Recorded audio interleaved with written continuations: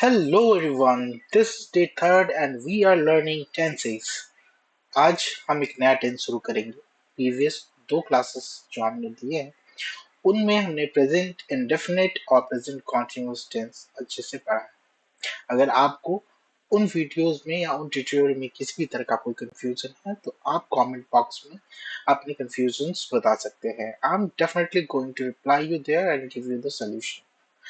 ठीक है, तो मैं हूँ विकास, आपका टीचर आज के इस ट्यूटोरियल के लिए। और जिस प्लेटफॉर्म पे हम पढ़ रहे हैं वो है ओम इंग्लिश क्लासेस यूट्यूब चैनल। तो मैं चाहूंगा कि आप इस चैनल को सब्सक्राइब कर लें सो दैट गोइंग फॉरवर्ड जब भी मैं कोई नई ट्यूटोरियल वीडियो डालता हूँ उसका नोटिफिकेशन आप तक पहुंच जाए। इसके लिए बहुत इंपॉर्टेंट है कि आपका चैनल को सब्सक्राइब करना और उसके बगल वाले बेल आइकन को दबाना। तो प्लीज बेल आइकन को दबा लीजिए और अगर आपको ये वीडियो पसंद आता है तो इसे लाइक कर दीजिए।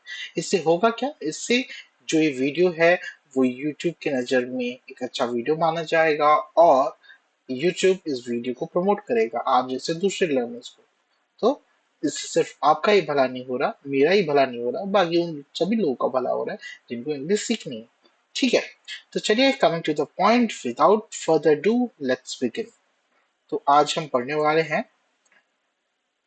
टेंस में जो हमने प्रेजेंट का टेंस शुरू किया था उसका तीसरा काइंड प्रेजेंट परफेक्ट।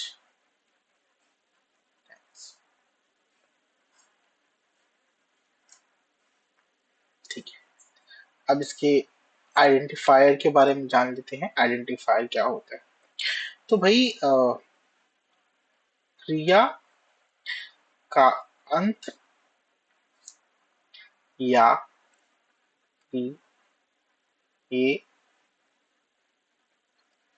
है, हैं, हूँ या हो ऐसे होगा। जब हम डेफिनेशन पढ़ेंगे तो और ज्यादा चीजें क्लियर हो जाएंगी। या फिर क्रिया के बाद चुका है, चुकी है, चुके हैं,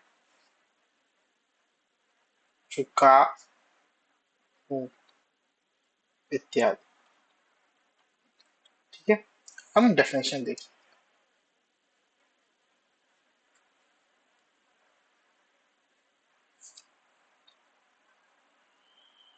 हिंदी का वह वाक्य जिसके मुख्य क्रिया के अंत में या ये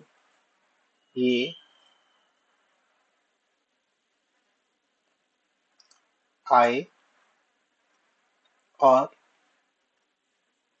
वाक्य का अंत है, हूँ, हो इत्यादि से हो, अथवा वह वाक्य जिसके अंत में मुख्य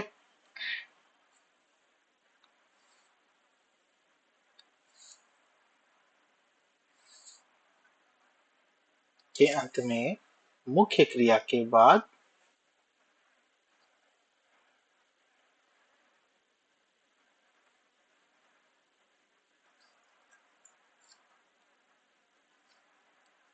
चुका है, चुकी है,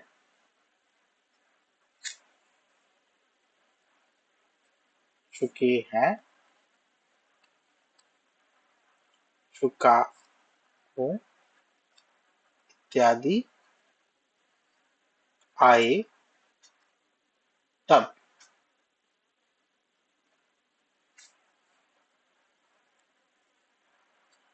हम्म, ऐसे हिंदी वाक्य का अनुवाद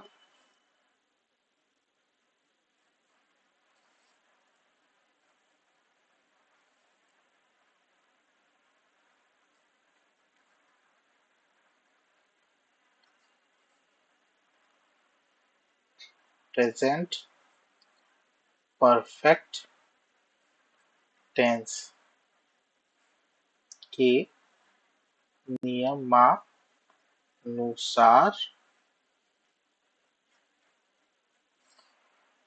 करते हैं। ठीक है, अब हम देखेंगे एग्जाम्पल्स। हिंदी में वैसे कौन से वो वाक्य हैं जो प्रेजेंट परफेक्ट के हैं और प्रेजेंट परफेक्ट टेंस के नियमानुसार ट्रांसलेट होंगे। आइए,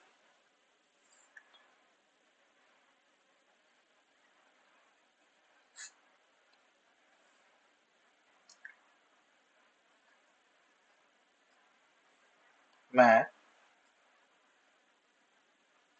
हिंदी पढ़ चुका हूँ। देखिए, पहली बात, अगर कोई वर्ब है तो दैट मीन्स वो कोई ना कोई टेंस है। पढ़ना वर्ब है, यानी कि ये कोई ना कोई टेंस है, पूरा का पूरा वाक्य कोई ना कोई टेंस है। और अगर हम देख रहे हैं लास्ट में हूँ है, इसका मतलब कि वो प्रेजेंट टेंस है। उसे पता चलता है कि ये प्रेजेंट टेंस है। ठीक है, वर्ब से पता चलता है कि वो टेंस है, हूँ से पता चलता है कि प्रेजेंट का है। अब वर्ब के बाद देखते हैं पॉजिटिव सेंटेंस में वर्ब के बाद क्या है, चुका। और चुका है, यानी चुका अगर आ गया इसका मतलब परफेक्ट। तो ये सेंटेंस हो गया प्रेजेंट परफेक्ट टेंस। तो अब हम इसका ट्रांसलेशन इंग्लिश में प्रेजेंट परफेक्ट टेंस के नियमानुसार करेंगे। तो सबसे पहले हमें जो स्किल डेवलप करना है वो ये डेवलप करना है कि हिंदी के वाक्य को हम अच्छे से पहचान पाए कि वह किस टेंस को बिलोंग करता है, और फिर उस टेंस का, उस पर्टिकुलर टेंस के रूल्स को रिकॉल करके, याद करके हमें हिंदी के वाक्य का ट्रांसलेशन इंग्लिश में करना है। तो देखिए, ट्रांसलेशन से पहले हम कुछ और एग्जांपल्स देख लेते हैं। जैसे वह स्कूल गया है। देखिए, प्रेजेंट परफेक्ट का एक ये भी आइडेंटिफायर है कि कभी कभी चुका, चुकी, चुके जैसे शब्द नहीं देखने को मिलते हैं। उसके जगह देखने को मिलता है कि वर्ब में वर्ब का अंत, मुख्य क्रिया का अंत या ये से होगा। तो है यानी प्रेजेंट है, गया गया यानी कि परफेक्ट, प्रेजेंट परफेक्ट टेंस। ये पहचानना आ गया हमें प्रेजेंट परफेक्ट टेंस। ठीक है, बहुत इजी है, आप पहचान लेंगे। ठीक है, यानी कोई क्रिया पास्ट में शुरू हुई है और अभी भी चल रही है प्रेजेंट तक, तो ये होता है। देखिए, क्रिया जो अभी रिसेंटली कंप्लीट हुई है वो होता है present perfect tense.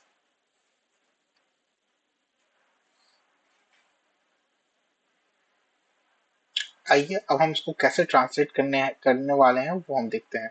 Structure, structure में ही मैं आपको रूल बता दूंगा। तो आपको सबसे पहले पता है कि जो मेन स्ट्रक्चर हमारा होता है वो होता है सब्जेक्ट, वर्ब और ऑब्जेक्ट। इसी स्ट्रक्चर से हम पूरे सेंटेंस, इस पर्टिकुलर टेंस के लिए स्ट्रक्चर डिराइव करेंगे। तो सब्जेक्ट हमें पता ही है। वर्ब जो होता है उसके दो पार्ट होते हैं, main verb, sorry, helping verb पहले आता है जैसा मैंने बताया था आपको, फिर आता है मेन वर्ब। तो ये वर्ब के पार्ट हो गया, फिर लास्ट में आ गया ऑब्जेक्ट और फुल स्टॉप। अब इस पर्टिकुलर टेंस में कौन से हेल्पिंग वर्ब यूज होते हैं वो पता लगाना जरूरी है। प्रेजेंट परफेक्ट में हेल्पिंग वर्ब यूज होता है और उसके लिए हम यूज करते हैं हैज या हैव का। ठीक है, तो हैज और हैव सब्जेक्ट के अकॉर्डिंग डिसाइड होते हैं, वो मैं पे भी आपको बताता हूँ। और फिर मेन वर्ब, हेल्पिंग वर्ब तो हमने लिख लिया हैज है, मेन वर्ब का मैंने आपको लास्ट वीडियो में बताया था वर्ब के सभी फॉर्म्स आपको गूगल करने होंगे, देखने होंगे और उन्हें याद करना होगा। तो आज कुछ एग्जांपल्स हम देख लेंगे वर्ब के थर्ड फॉर्म का, क्योंकि हम यहाँ पे वर्ब के थर्ड फॉर्म का यूज करते हैं। V3 भी बोलूंगा मैं आगे जाके इसे, ठीक है, और ऑब्जेक्ट। तो हमें इस स्ट्रक्चर को फॉलो करना है इस पूरे टेंस में पॉजिटिव सेंटेंस के लिए। ठीक, आइए अब हम ट्रांसलेशन कर लेते हैं इस स्ट्रक्चर के अकॉर्डिंग। तो हमने पहला sentence, if I recall it correctly, उदाहरण लिखा था मैं पढ़ चुका हूँ। ठीक है, तो अगर मैं इसको ट्रांसलेट करता हूँ तो मुझे चाहिए सब्जेक्ट। सब्जेक्ट क्या, यानी doer of the action, doer of the verb. Verb क्या है, पढ़ना। ठीक है, तो पढ़ने का क्रिया कैसे क्या है, मैंने, यानी पहली जो शब्द होगी वो होगा आई, सब्जेक्ट। फिर हैज और हैव। अब देखिए यहाँ पे जो आई है वो एक सिंगुलर की तरह ट्रीट नहीं होगा, यहाँ पे आई एक प्लूरल की तरह ट्रीट होगा। तो यहाँ पे हैज और हैव में से हम क्या चूज करेंगे, हैव, क्योंकि प्लूरल सब्जेक्ट्स के लिए हैव यूज होता है और सिंगुलर सब्जेक्ट्स के लिए हैज यूज होता है। तो यहाँ पे हम हैव करेंगे, आई हैव, यानी मैं कर चुका हूँ। क्या कर चुका हूँ, पढ़ाई, यानी पढ़। अब पढ़ने की इंग्लिश होती है रीड, और उसका थर्ड फॉर्म होता है रेड, लेकिन स्पेलिंग सेम होती है, आर ई रीडिंग, बस पढ़ने में डिफरेंटली हम प्रोनाउंस करते हैं, रीड, रेड, रैड। तो यहाँ पे ये रेड, ठीक है, आई हैव रेड, यानी मैं पढ़ चुका हूँ, आई हैव रेड। ठीक है, दूसरा एग्जाम्पल जो हमने लिया था वो था वह स्कूल गया है, सॉरी,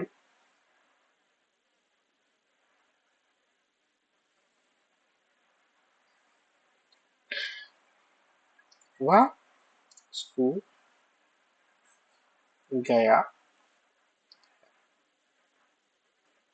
ठीक है, तो सब्जेक्ट की इंग्लिश में पहले लिखेंगे। देखिए इस सेंटेंस में सब्जेक्ट पहले लिख दिया गया, यानी यहाँ पे भी सब्जेक्ट गया है, यानी लड़का है, लड़के के लिए वह इंग्लिश होती है ही के साथ हैव लगेगा नहीं, क्योंकि हैव जो है वो प्लूरल सब्जेक्ट के साथ लगता है, आई यू वी के साथ। लेकिन ही एक बंदा है, एक अकेला आदमी, इसके लिए has use, helping verb, he has. अब वह कर चुका है, क्या कर चुका है, या वह कर गया है, क्या कर गया है, गया, गया यानी गो, गो मीन्स होता है जाना, और गो मतलब होता है, अब देखिए गो का ही थर्ड फॉर्म होता है गया, है ना, गो वेंट गॉन, वेंट उसका सेकंड फॉर्म होता है और थर्ड फॉर्म होता है गॉन। ठीक है, तो हमें वर्ब का थर्ड फॉर्म लिखना होता है, तो ही हैज गो तो लिखेंगे नहीं, है ना। आप मल्टीपल टाइम ये देखेंगे कि जब किसी सेंटेंस में आपको कंफ्यूज करना होगा तो, और आइडेंटिफाई करना होगा कि क्या गलती है, तो अक्सर टीचर्स यहाँ पे लिख देते हैं ही हैज गो, और आपसे उम्मीद करते हैं कि आपसे आइडेंटिफाई करें। तो हैज हैव के साथ यहाँ पे कभी भी वर्ब का फर्स्ट फॉर्म नहीं आएगा, हमेशा वर्ब का थर्ड फॉर्म ही आएगा, यानी गया यानी जाना। इसको हम ये भी तो बोल सकते थे ना, जैसा कि मैंने बहुत पहले बताया, इंग्लिश जो होता है वो तो सेंस पे चलता है, कॉन्टेक्स्ट पे चलता है। तो वह स्कूल गया है, इसको हम ये भी बोल सकते थे वह स्कूल जा चुका है, सेम बात, बिल्कुल सेम बात होती है ना। तो सेंटेंस के शब्दों को देख के मत कंफ्यूज होइएगा, आप इसको कोशिश करिए ट्रांसफॉर्म करने की, कि हाँ इस बात को तो हम ये भी बोल सकते थे वह स्कूल जा चुका है, बात तो एक ही है, जा चुका है, जाएगी इंग्लिश गो, गो का थर्ड फॉर्म क्या होगा, गॉन, वही गया का भी थर्ड फॉर्म होगा, full stop, he has gone. ठीक है, अब देखिए यहाँ पे एक चीज, वह गया है तो हमने कर लिया, स्कूल बच गया, तो यहाँ आप लिखेंगे school, he has gone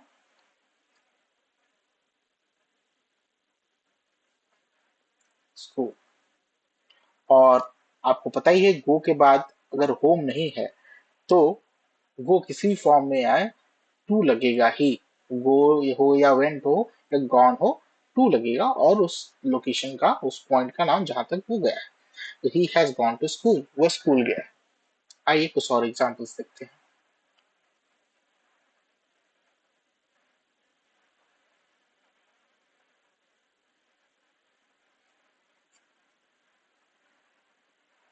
Ravi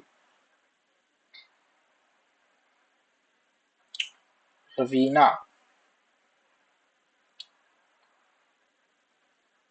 यह बता चुकी है। रवीना यह बता चुकी है, तो बताने का काम किसी किया? रवीना ने, तो रवीना रवीना रवीना एक सिंगल लड़की है, तो हैज, हैव तो लिखेंगे नहीं, हैज, रवीना हैज। क्रिया, वर्ब, वर्ब क्या है? बताना, बताने की जरूरत है, टेल, टेल होता है उसका फर्स्ट फॉर्म, लेकिन थर्ड फॉर्म क्या होता है? Tell, told, told, told. यानी रवीना बता चुकी है क्या? यह, यानी दिस, फुल स्टॉप। कुछ और एग्जांपल देखते हैं।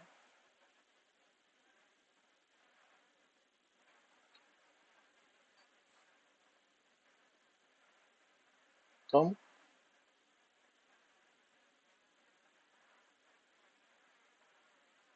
खाना खा चुके हो। अब इस बात को ये भी बोल सकते थे, तुम भोजन कर चुके हो, है ना? बात तो क्यों था?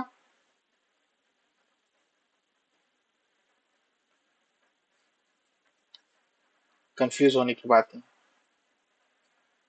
ठीक है? तुम भोजन कर चुके हो, तुम खाना खा चुके हो, ठीक है?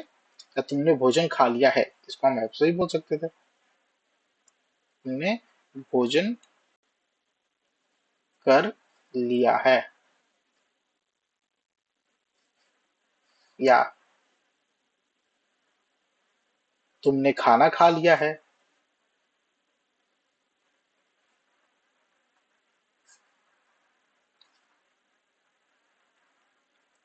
ये सारी बातें की। या फिर आप इसको तुमने की जगह आप भी बोल सकते हैं, आपने भोजन कर लिया है। सारे सेंटेंसेस एक ही हैं, ठीक है? तो कंफ्यूज नहीं होना है। चलिए ट्रांसलेट करते हैं कोई भी एक सेंटेंस। तुम, आप, तुम जो भी है, तुमने, तुम, आप, इन सबकी इंग्लिश क्या होगी? यू, यू, क्योंकि सब्जेक्ट हमें लिखना है यू। अब खाने वाने का काम करने वाला तो यू है, यानी आप है। फिर जो खाना जो हमारा हेल्पिंग वर्ब है वो देखेंगे क्या लगेगा। हैज, हैव में से कोई एक, यू के साथ क्या लगेगा? हैज तो लगेगा नहीं, हैव लगता है, तो यू हमेशा प्लूरल माना जाता है। You have. खाने का क्रिया किया गया है, यहाँ करने का क्रिया नहीं लिख देंगे, डू नहीं लिखेंगे, है ना? यहाँ देखते हैं कि उस पर्टिकुलर एक्शन के लिए क्या यहाँ पे ऑप्टिमल रहेगा, क्या उचित रहेगा। तो खाना अगर है तो खाना तो खाया जाता है ना, या फिर पकाया जाता है। तो यहाँ पे क्या होगा? यू हैव कर लिया है, यानी इसका सेंस तो ये है ना, आपने भोजन कर लिया, इसका मतलब कि आपने भोजन खा लिया है। तो यहाँ पे लिखेंगे ईट।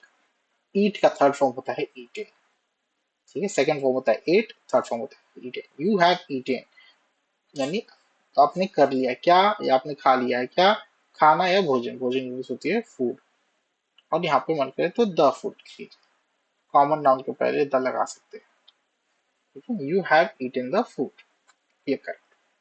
तो ऐसे सेंटेंसेस आपको देखने को मिलेंगे जिसके डिफरेंट तरीके से जो सेंटेंसेस बोले जा सकते हैं, तो उन्हें सिंपल फॉर्म में कन्वर्ट कर लीजिए हिंदी में ही, और फिर देखिए आप इंग्लिश कितने आसानी से उसको बना सकते हैं। तो कंफ्यूज नहीं होना है बस।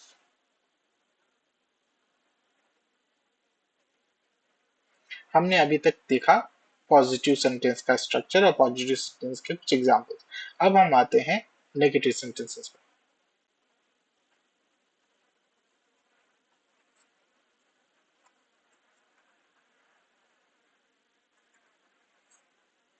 नेगेटिव सेंटेंस यानी नकारात्मक वाक्य।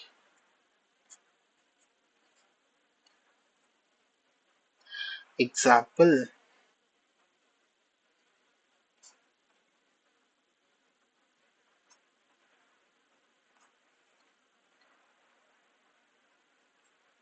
हम सो चुके हैं, या फिर हम इसको ऐसे भी बोल सकते थे,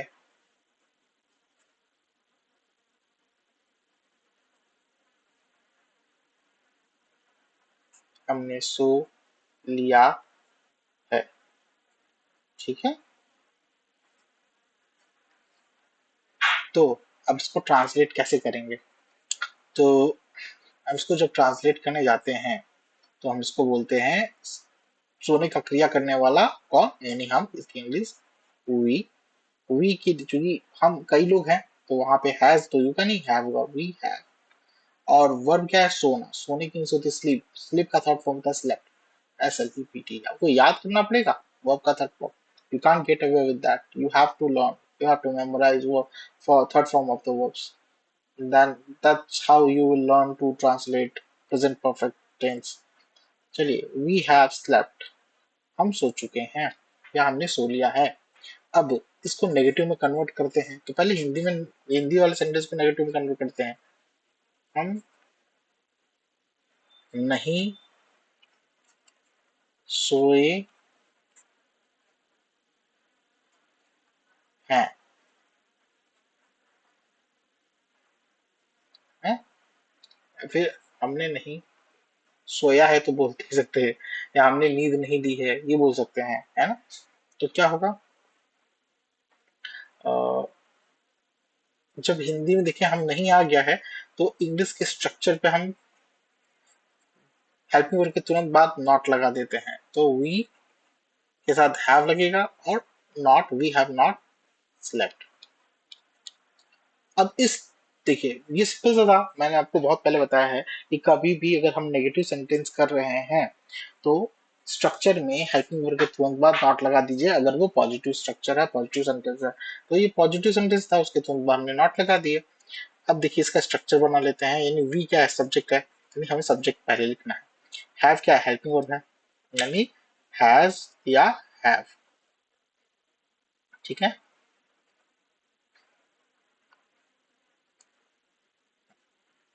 फिर हमें लिखना होगा नॉट।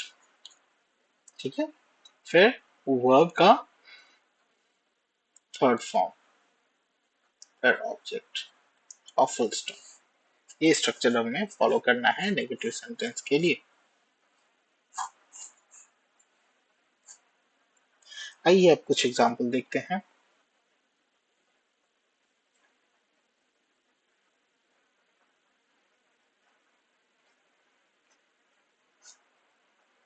सुमित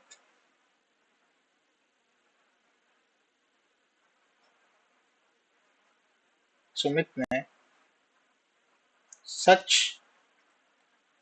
नहीं बोला है।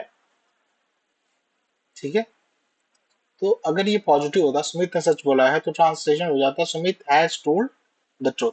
चूंकि नेगेटिव है तो हम ये नेगेटिव वाला यूज करेंगे। तो क्या हो जाएगा? सब्जेक्ट क्या है? सुमित, यानी सुमित ने बोलने का काम नहीं किया है, सुमित। सुमित के साथ हैव लगेगा या हैज लगेगा, ये बहुत ध्यान देने वाली बात है। सुमित एक बंदा है तो हैज, सिंगुलर सब्जेक्ट है तो हैज के तुरंत बाद नॉट, हैज नॉट। क्या नहीं किया भाई? वर्ब का थर्ड फॉर्म, सच नहीं बोला है, बनी बोला, बोले की बेस फॉर्म होती है टेल और उसका थर्ड फॉर्म होता है टोल्ड। टोल्ड क्या भाई नहीं बोला? सच, यानी द ट्रूथ। ठीक है, TRUTH, truth।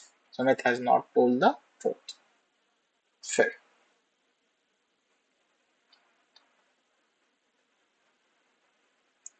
उसने गाड़ी नहीं खरीदी है। ठीक है, उसने गाड़ी नहीं खरीदी है। देखिए ये साउंड फिनिश हो रहा है ई से, है ना? ई स्वर से फिनिश हो रहा है, यानी ये भी हमारा प्रेजेंट परफेक्ट ही है। ठीक है, अब कैसे पहचानेंगे? तो इसको हम ये भी तो बोल सकते थे, वह गाड़ी नहीं खरीद चुका है, बोल सकते थे ना? सिंपल सी बात है, वह गाड़ी नहीं खरीद चुका है। इसको दूसरे तरीके से हम बोलते हैं उसने गाड़ी नहीं खरीदी। ठीक है, तो पहले हिंदी अगर कंफ्यूजिंग लग रहा है तो उसको सिंपल हिंदी में कन्वर्ट करो, फिर आपको इजीली समझ में आ जाएगा। देखो 12 ही तरह के टेंसेस होते हैं, वो किसी ना किसी तरह के टेंस में तो फॉलो करेगा ही करेगा। अब है खरीद रहा है तो है नहीं, खरीदता है तो है नहीं, दैट मीन्स कि वो परफेक्ट ही होगा। ये भी एक तरीका है पहचानने का, है ना? तो उसने गाड़ी नहीं खरीदी है, यानी क्रिया अभी हुई नहीं है ना, तो क्या होगा, उसने यानी वह, ठीक है। अब वो लड़का भी हो सकता है, लड़की भी हो सकता है, तो मैं यहाँ पे लड़का प्रेफर करता हूँ यहाँ पे। तो ही के साथ हेल्पिंग वर्ब क्या आएगा, हैज या हैव, हैज आएगा, ठीक है। ही हैज नेगेटिव है तो नॉट, ही हैज नॉट क्या नहीं किया भाई, परचेज या फिर बाय, बाय का थर्ड फॉर्म होता है bought, BOUGST, he has not bought क्या नहीं खरीदा है उसने, गाड़ी, द व्हीकल, द वैन, कुछ भी लिख लीजिए, द बाइक, कुछ भी लिख लीजिए, है ना, जिसको भी आप गाड़ी कहते हैं। मैंने यहाँ पे द वैन लिख दिया,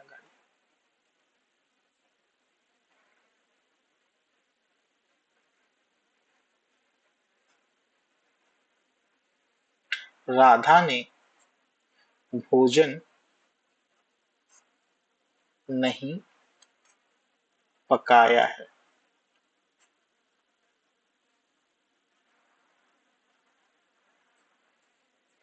क्या हो जाएगा, पकाने का क्रिया कौन करने वाला था, राधा, सब्जेक्ट हो गई।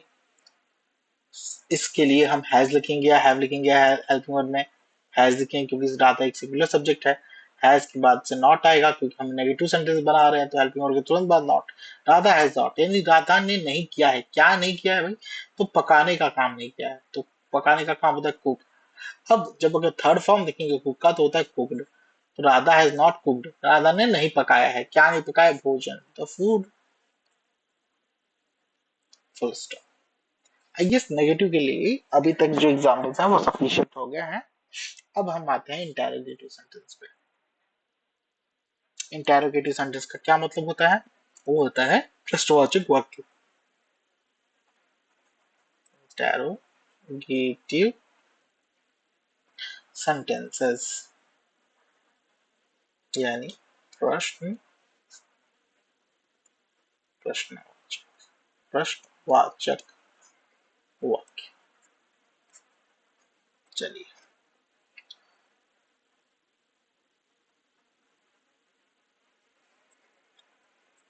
पहचान क्या होती है, क्वेश्चन मार्क, ठीक है।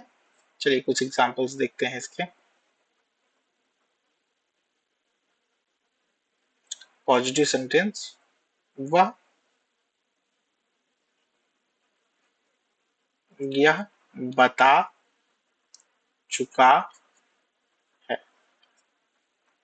देखिए इसको हम ऐसे ही बोल सकते हैं, उसने यह बताया है। चूंकि हम जनरल इंग्लिश स्पीकिंग में हम इस चीजों को, इस तरह के सेंटेंसेस को ऐसे नहीं बोलते वह यह बता चुका है, हम ऐसे बोलते हैं उसने यह बताया है ना। तो इसीलिए मैंने कहा कि बहुत इजी है, आप टेंस को ऐसे भी पहचान सकते हैं और उसको हिंदी में अगर पहले सिंपली कन्वर्ट करिए अपने सुविधा के अनुसार कि अब किस तरह के टेंस में वो फिट बैठता है, फिर ट्रांसलेट कर दीजिए उस टेंस को रिकॉल करके पहचान के, है ना। वह ये बता चुका है, उसने ये बताया, तो ये उसने है वो वही तो है, तो इसकी मतलब उसने की इंग्लिश यहाँ पे ही होगी, ही। अब लड़की भी हो सकती थी, लड़का भी हो सकता था, तो सी भी हो सकता था, ही भी हो सकता था। अब सब्जेक्ट हो गया हमारा, वर्ब से पहले हमें हेल्पिंग वर्ब लिखना है, ही हैज, ठीक है, ही हैज, हैव तो लिखेंगे नहीं, ही हैज। वर्ब का थर्ड फॉर्म बताने की इंग्लिश मैंने पहले बताया था, टेल का third form told, he has told, वो बता चुका है क्या, यह की इंग्लिश क्या होता है, दिस, देखिए ही हैज टोल्ड दिस, वह यह बता चुका है। अब इसको जब हम इंटेरोगेटिव में कन्वर्ट करेंगे तो हो जाएगा, क्या वह यह, यह को यह बात भी तो बोल सकते हैं, यह बात बता चुका है, बात की कोई अंग्रेजी नहीं होती, तो दिस मतलब यह बात, ठीक है।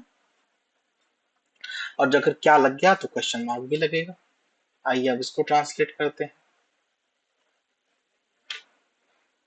आपको बहुत बेसिक सा रूल मैंने शुरू में ही बताया था कि अगर क्या आ गया और उसका जवाब यस नो में दे सकते हो तो सिंपल सी बात है, उसके पॉजिटिव वाले स्ट्रक्चर में से जो हेल्पिंग वर्ब है, जो हेल्पिंग वर्ब लगने वाला है, उसको बाहर लिख दो। यानी यहाँ हेल्पिंग वर्ब हैज था तो हैज को बाहर लिख दो। हैज बचा क्या अब?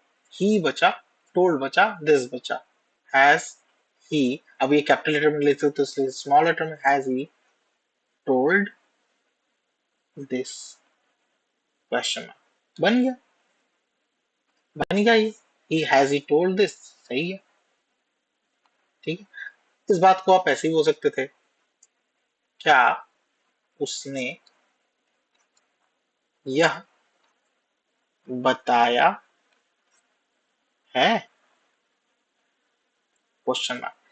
आप इसको ऐसे भी लिख सकते थे, उसने यह बात बताई है क्या, या बताया है क्या। फिर भी इंग्लिश में तो सेम बोलेंगे, तो इसलिए कहा जाता है English is a tone deaf language. You का मतलब तुम भी होता है, यू का मतलब आप भी होता है, तो जब आप इज्जत देते हो तब भी यू बोलते हो, और वैसे तो यू बोलते ही हो, है ना। यहाँ पे अगर होता उन, क्या उन्होंने यह बात बताई है, तब भी हम ही लिखते, है ना। है ये।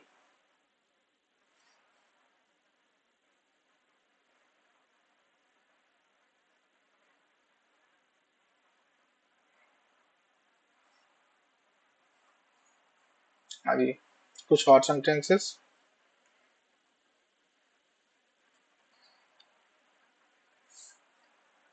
यही बेटर है।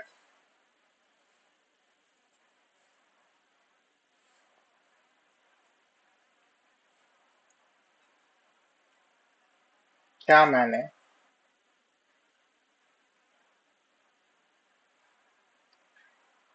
क्या मैंने कार खरीदा है, खरीदी है, बात एक ही है, क्वेश्चन मार्क। क्या मैंने कहा यस यानी में जवाब दिया जा सकता है। इसका मतलब जो भी हो, शुरुआत इसकी हेल्पिंग वर्ब से होगी, और इसका हेल्पिंग वर्ब क्या होगा ये आपको सोचना है। क्योंकि मैंने है यानी मैं है, सब्जेक्ट है ये, तो सब्जेक्ट यानी आई लगेगा ही लगेगा, और कैपिटल में है। आई के ठीक पहले हेल्पिंग वर्ब लिखना होगा, आई के लिए हेल्पिंग वर्ब क्या होगा, हैज या हैव। तो यहाँ हम जानते हैं कि आई को प्लूरल की तरह ट्रीट करते हैं, तो हैव होगा, और first letter capital letter, have I. खरीदना, खरीदने के लिए बाई, उसका थर्ड फॉर्म होता है बॉट। परचेज भी लिख सकते थे, ठीक है। हैव आई बॉट, क्या मैंने खरीदा है क्या, कार, और कार, ठीक है। क्वेश्चन, देखिए अ कार और द कार में डिफरेंस आपको धीरे धीरे समझ में आ जाएगा। द कार का मतलब किसी स्पेशल कार की बात हो रही है, जिसके बारे में जिक्र पहले भी किया जा चुका है।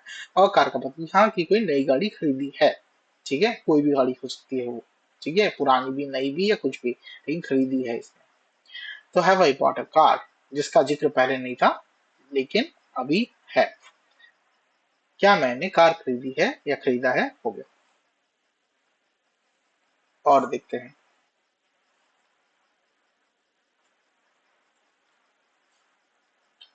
क्या उसने झूठ कहा है, बोला है, बातें की है, क्वेश्चन क्या हो जाएगा। उसने है यानी है ही या सी में से कोई एक, देखिए सब्जेक्टिव केस देंगे क्योंकि सब्जेक्ट है ना ये नहीं कि उसने कि हम इंग्लिश ढूंढने लग जाए, हिम हिज कुछ भी ऐसा नहीं, है ना। इसकी इंग्लिश चूंकि ये सब्जेक्ट की जगह पे है, झूठ बोलने का काम इसने किया है, यानी कर्ता की इंग्लिश लिखनी है यहाँ पे, तो उसने को हम ही लिखेंगे, हैज ही। और ही के लिए हैज देता है, हैज ही, क्या उसने या क्या वह झूठ बोल चुका है या फिर झूठ बोला है, तो क्या हो जाएगा, हैज ही टोल्ड, बोलेंगे इसका होता है टेल का थर्ड टोल्ड, और लाई। समझ में आ रही बात। हम इसको ऐसे भी तो बोल सकते थे, क्या वह झूठ बोल चुका है या क्या उसने झूठ बोला है, बात तो एक ही है ना। तो इंग्लिश में तो सेम लिखेंगे, has he told a lie, for both the sentences, for Hindi, from Hindi actually. अब देखिए,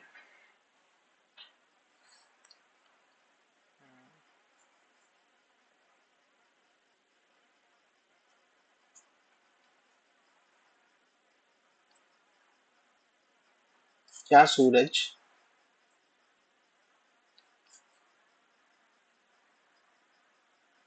पूर्व दिशा में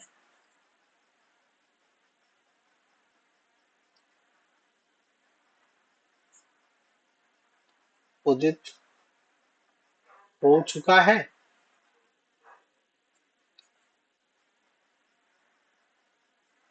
उग चुका है, उदित हो चुका है, बात एक ही है। क्या उगा है? क्या हो जाएगा? सूरज, ये पूर्व दिशा में उगने वाला सूरज कौन होता है? सूर्य, है ना? तो उसकी इंग्लिश सन होती है ना? और जो कुछ भी स्पेशल दुनिया में एक ही होते हैं उसके आगे द लग जाता है, तो द सन। और चूंकि उगने का काम ये कर रहा है, ये सब्जेक्ट है उसके, और ये क्या है, यस नो टाइप वाला, तो इसका हेल्पिंग वर्ब बाहर है, तो एक ही ना, हैज, है ना? हैज द सन, क्या करना था उसको? उगना। तो राइज का थर्ड फॉर्म होता है risen. Risen, has the sun risen पूर्व दिशा में, यानी इन द ईस्ट। ईस्ट मतलब है पूर्व दिशा। ऐसा जो नहीं ईस्ट डायरेक्शन लिखना, नहीं, ईस्ट सही, पूर्व दिशा। और ये चूंकि क्वेश्चन है तो क्वेश्चन मार्क। चलिए, आई गेस यहाँ तक सही है। हमने इंटेरोगेटिव पढ़ लिया, अब हम पढ़ेंगे इंटेरोगेटिव प्लस नेगेटिव।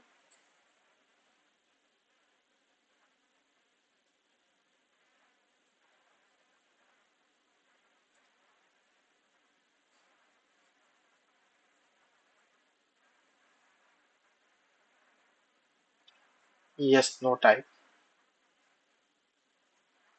क्वेश्चंस, ठीक है।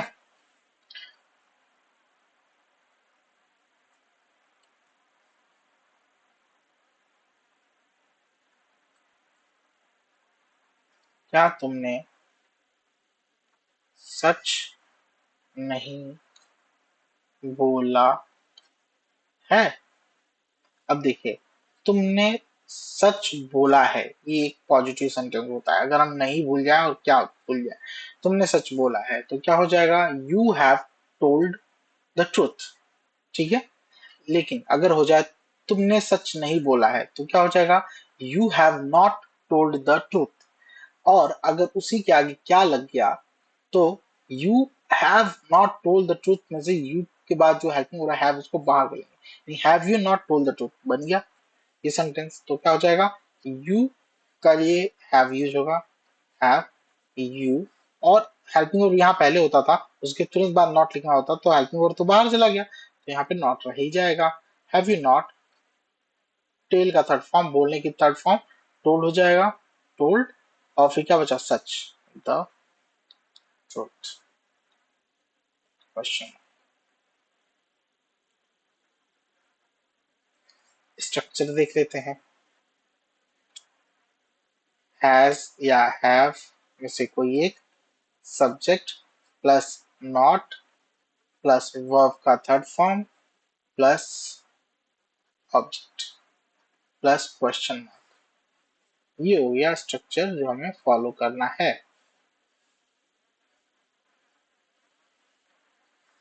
चलिए, अगर कभी ये ट्रांसलेशन करने में दिक्कत हो तो स्ट्रक्चर को जरूर से एक बार रिव्यू कर ले, देख लें, that will really help you a lot. चलिए अब आगे आते हैं, कुछ और एग्जांपल्स देख लेते हैं।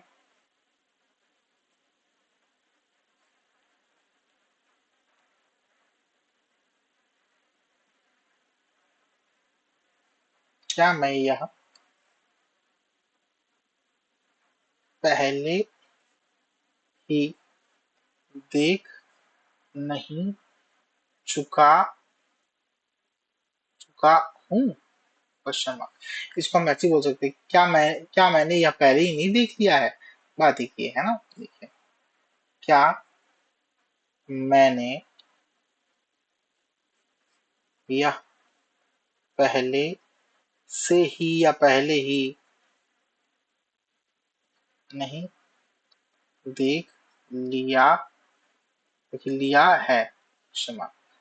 तो सेंटेंस सेम है, एक ही सेंटेंस है, बस शब्दों का हेर फेर है ना, ट्रांसफॉर्मेशन अलग है। ट्रांसलेट करते हैं। हमें इंग्लिश का स्ट्रक्चर पता है, हैज हैव में से कोई एक लगेगा, यहाँ मैं है, मैं की इंग्लिश आई होती है इसके लिए, तो हैव लगेगा। हैव आई, मैंने क्या, क्या मैंने या क्या मैं। सब्जेक्ट हो गया नॉट, क्या मैंने नहीं किया, क्या नहीं किया, तो वो कैसे गए ठीक है। तो यहाँ पे आप सी का थर्ड फॉर्म सीन कर दिया। हैव आई नॉट सीन, क्या चीज, यह यानी दिस। और पहले ही क्या अंग्रेजी होती है, already, already question. I hope आपको ये भी समझ में आ रहा हो। आइए कुछ और सेंटेंसेस देखते हैं।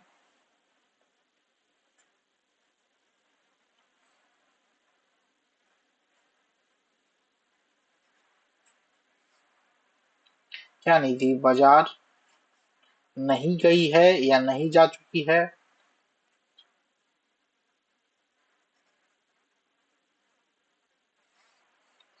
आपको पता ही है, इसको हम ऐसे ही बोल सकते हैं, निधि बाजार नहीं गई है क्या, या क्या निधि बाजार नहीं गई है, बात एक ही होगा।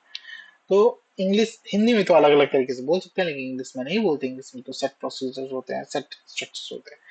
तो हमें सबसे पहले चाहिए हेल्पिंग वर्ब। हेल्पिंग वर्ब निधि के लिए क्या होगा, हैज। फिर हमें लिखना है निधि, जो हमारा सब्जेक्ट है, और ये नाम है, प्रॉपर नाउन है, इसलिए कैपिटल लेटर में रहेगा हैज निधि। फिर रहेगा not as per the structure, verb का थर्ड फॉर्म यानी जा, जा का third form go and gone, gone. Has Nidhi not gone, क्या निधि नहीं गई है, निधि नहीं जा चुकी है। कहाँ भाई, मार्केट। और चूंकि मैंने बोला है अगर हाउस नहीं है, घर नहीं है, होम अगर नहीं यूज कर रहे हो, तो टू लगेगा गो के या गॉन के अगेंस्ट के बाद। अब यहाँ क्वेश्चन। तो ये था interrogative plus negative yes no type के सेंटेंसेस का इन प्रेजेंट परफेक्ट टेंस। आइए अब कुछ डब्ल्यूएच वर्ड्स पे देख लेते हैं।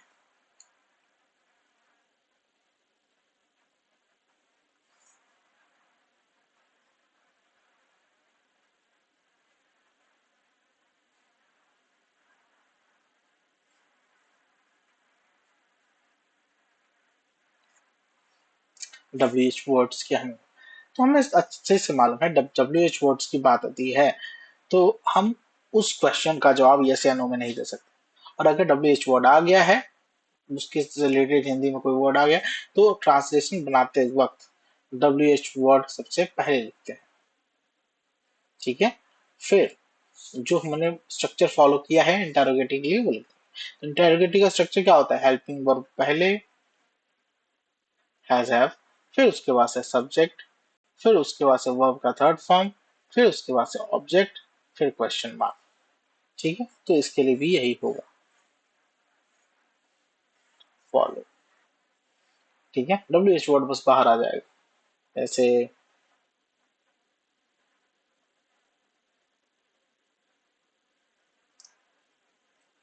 तुमने यह घड़ी क्यों खरीदी है, क्या हो जाएगा, क्यों आ गया, इसका यस नो में हम आंसर नहीं दे सकते, तो इसकी इंग्लिश तो हम पहले ही लिख लेंगे वाई। अब चूंकि जो शब्द पहले लिखते हैं वो डब्ल्यू कैपिटल लेटर में होगा, वाई, ठीक है, क्योंकि इंग्लिश होती है वाई, तो कैपिटल लेटर में डब्ल्यू लिख लिया वाई। फिर हमें क्या चाहिए, हैज है में से कोई एक, तो हैज है में से कोई एक चाहिए, लेकिन ये किससे डिसाइड होता है, सब्जेक्ट से। सब्जेक्ट क्या है, तुमने वो घड़ी खरीदने का काम करना है ना, तो यू के लिए हम यूज करेंगे हैव, वाई हैव यू। अब यहाँ पे सब्जेक्ट यू, वर्ब का थर्ड फॉर्म खरीदना, खरीदने की इंग्लिश परचेज या फिर बाय, इसका third form bought. Why have you bought, तुमने क्यों खरीदी है या क्यों खरीदा है, क्या, यह घड़ी यानी दिस क्लॉक या वॉच, ठीक है। कुछ और एग्जाम्पल्स,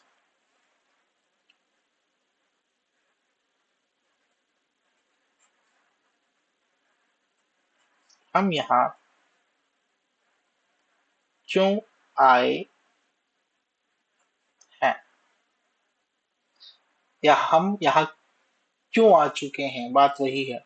तो क्यों की इंग्लिश पहले, वाई हम के लिए helping verb have, why have, फिर हमें सब्जेक्ट लिखना है, वाई हैव वी, वर्ब का थर्ड फॉर्म आने के लिए थर्ड फॉर्म, कम का कम ही होता है, वाई हैव वी कम।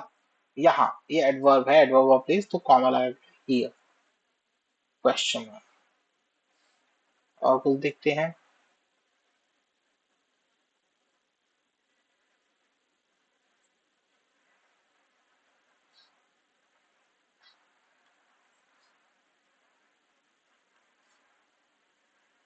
तुम कहाँ गई हो, इसको हम ये भी बोल सकते थे, तुम कहाँ जा चुकी हो। क्या होगा ट्रांसलेशन, कहाँ की इंग्लिश पहले लिखेंगे, वेयर, हैव, चूंकि तुम है तो हैव, तुम की इंग्लिश वेयर हैव यू, और गई जाना English go, went gone, where have you gone. और एक सेंटेंस देखते हैं।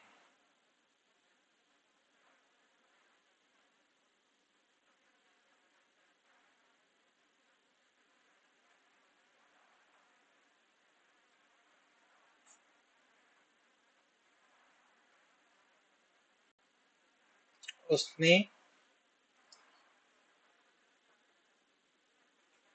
यह कलम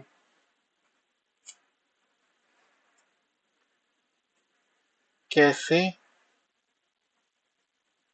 तोड़ी है। ठीक है, कैसे, कैसे इंग्लिश होती है हाउ। अब उसने, चूंकि यह लड़का या लड़की कोई हो सकता है, उसके लिए हेल्पिंग वर्ब होगा हैज। चलिए लड़का ही मान लेते हैं, हाउ हैज ही, यानी उसने कैसे, तोड़ने की यूज होती है break, broke, broken, how has he broken, क्या, यह कलम, यानी दिस पेन। ठीक है भाई, अभी तक हमने इंटेरोगेटिव में WH वर्ड्स तक तो पढ़ लिया है।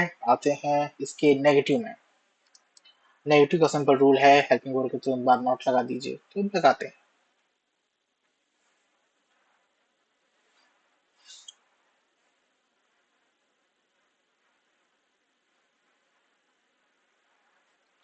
Rita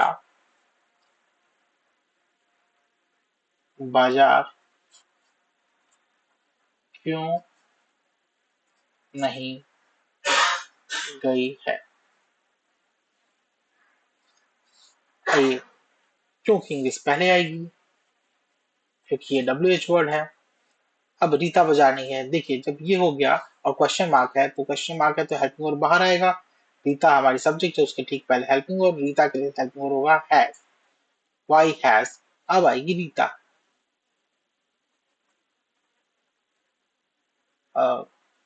Rita, Y has Rita. अब नहीं है तो रीता के बाद नॉट आ जाएगा, क्योंकि इसके ठीक पहले हेल्पिंग वर्ब होता है, लेकिन हेल्पिंग वर्ब तो आगे चला गया है, क्योंकि यह क्वेश्चन है। तो why has Rita not, verb क्या था, गई, यानी गॉन, कहा, बाजार, टू मार्केट, क्वेश्चन मार्क। और कुछ सेंटेंसेस देख लेते हैं इंटरोगेटिव प्लस नेगेटिव का।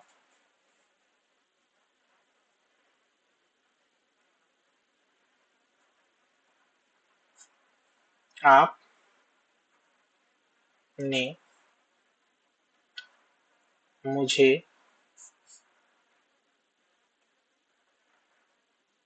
अंग्रेजी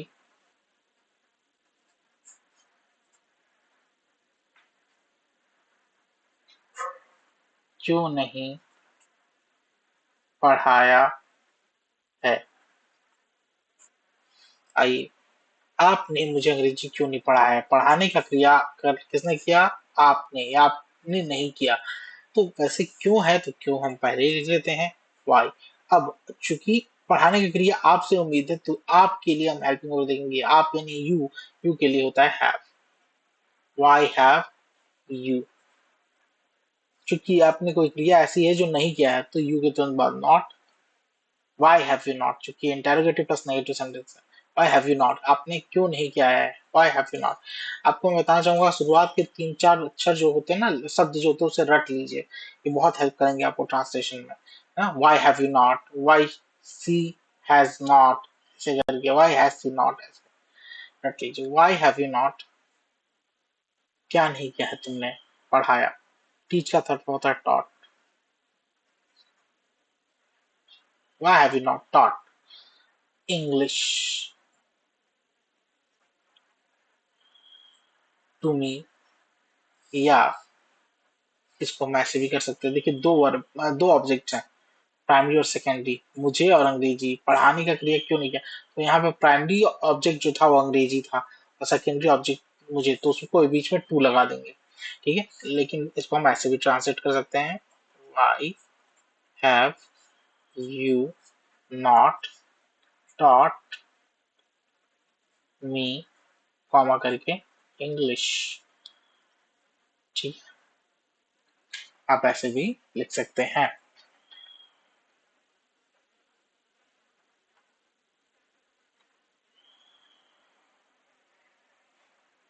ठीक है, तो हमारा इंटेरोगेटिव प्लस नेगेटिव भी फिनिश हो गया।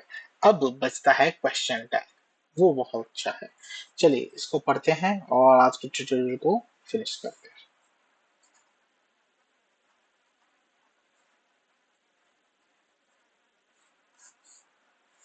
क्वेश्चन टैग क्या होता है आप लोग फैमिलियर तो हो ही गए होंगे, लेकिन फिर भी चलिए एग्जाम्पल बता देते हैं। तो प्रेजेंट परफेक्ट टेंस का एक पॉजिटिव सेंटेंस लेंगे, तुम मुझे भूल चुके हो। हम इसको ऐसे भी लिख सकते थे, तुम मुझे भूल गए हो। बात एक ही है ना। अब जब हम इसमें क्वेश्चन टैग लगाते हैं तो हम न लिख के क्वेश्चन मार्क लिख देते हैं, ये इंटेरोगेटिव का नेगेटिव है। कैसे ट्रांसलेट होगा आइए देखते हैं। जो सेंटेंस है उसको हूबहू ट्रांसलेट करिए, तुम भूल चुके हो, यानी यू सब्जेक्ट है, भूलने की क्रिया करने वाले हो तुम, यानी यू के साथ होता है हैव, यू हैव, भूल चुकना यानी भूलना, you have forgotten, you have forgotten, तुम भूल चुके हो। क्या मुझे यानी मी, मैं यहाँ पे ऑब्जेक्ट हूँ तो आई तो लिखूंगा नहीं, मुझे इंग्लिश मी लिखूंगा। यू हैव फॉरगॉटन मी, और चूंकि क्वेश्चन टैग है तो यहाँ पे हो जाएगा शुरुआत हमारे हेल्पिंग वर्ब से यानी हैव, और उसके बाद से हम यहाँ पे लिखेंगे प्रोनाउन हैव यू, यू का प्रोनाउन यू ही रहेगा, फिर नॉट, हैव वी नॉट। इसको हम ऐसे भी लिख सकते हैं, have want haven't you question mark, इसको हम राइट क्वेश्चन मार्क या फिर नो क्वेश्चन मार्क करके भी लिख सकते थे, ठीक है। क्वेश्चन टैग भी आप देख चुके हैं। आइए अब हम इसका नेगेटिव कम इंटेरोगेटिव देख लेते हैं।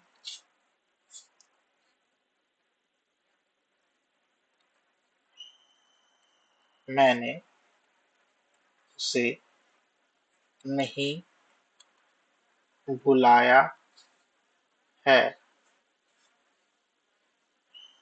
ना प्रश्न। देखिए पहले यहां से लेके यहां तक आप देख लीजिए कोई नेगेटिव सेंटेंस नहीं था, लेकिन यहाँ पे नेगेटिव सेंटेंस है और फिर ना आ रहा है, यानी ये नेगेटिव कम इंटेरोगेटिव है। पहले नेगेटिव सेंटेंस था और बाद में इंटेरोगेटिव बदल गया, अब इंटेरोगेटिव क्वेश्चन का मार्क आ गया। तो देखिए ट्रांसलेट करते हैं, मैंने उसे नहीं बुलाया, बुलाने का काम किसने नहीं किया, मैंने नहीं किया, नहीं आई पहले आएगा सब्जेक्ट, आई के लिए हैज या हैव, आई हैव, क्योंकि नेगेटिव है तो नॉट। बुलाने की यूज होती है कॉल्ड या इनवाइटेड, तो यहाँ इनवाइट लिख देते हैं, इनवाइट का थर्ड फॉर्म होता है इनवाइटेड। उसे यानी ऑब्जेक्ट है, ऑब्जेक्ट लड़का भी हो सकता है लड़की हो सकती है, तो हिज भी हो सकता है, हिम भी हो सकता है या फिर हर भी हो सकता है, तो चलिए हम मानते हैं हिम, कॉमा, इतना हमने ट्रांसलेट कर लिया यहाँ से लेके यहाँ तक। अब बचा गया क्वेश्चन टैग, क्वेश्चन टैग में क्या होता है, पहले अगर नहीं नहीं रहता शुरुआत में तो हम यहाँ नॉट लिखते हैं, लेकिन अब नहीं लिखेंगे, तो हमारा देखेंगे हेल्पिंग वर्ब क्या है हैव, और जो प्रोनाउन होगा सब्जेक्ट का, वो लिख देंगे। तो मैंने कहा आई का प्रोनाउन आई ही होता है। Have I? I have not invited him. Have I? Question हो गया। Right? Question mark. No. As simple as that. तो चलिए आज की क्लास में बस इतना ही। अगर आपको यह ट्यूटोरियल्स अच्छे लग रहे हैं और आप डिटेल में पढ़ना चाहते हैं तो आप हमारी पेड क्लासेस को ज्वाइन कर सकते हैं, जो आपके कंफर्टेबल आवर्स में चलाई जाती हैं। लाइव इंटरेक्टिव क्लासेस होते हैं, यानी आप गूगल मीट पे हमारे साथ पढ़ सकते हैं, जिसमें आपकी जितने भी डाउट्स होंगे वो रियल टाइम में रिजॉल्व होंगे। और सच कहूँ तो रियल टाइम में जो डाउट्स रिजॉल्व होते हैं वो जीवन भर आपको याद होते हैं, और वही एक सही लर्निंग होती है। तो thank you all, thank you very much for staying this long. मैं चाहूंगा कि आप इस वीडियो को लाइक करें, सब्सक्राइब करें हमारे चैनल को, और इस वीडियो को शेयर करें। कमेंट जरूर से जरूर करें ताकि इस वीडियो को एक अच्छी खासी रीच मिल सके। Thank you very much. Bye bye.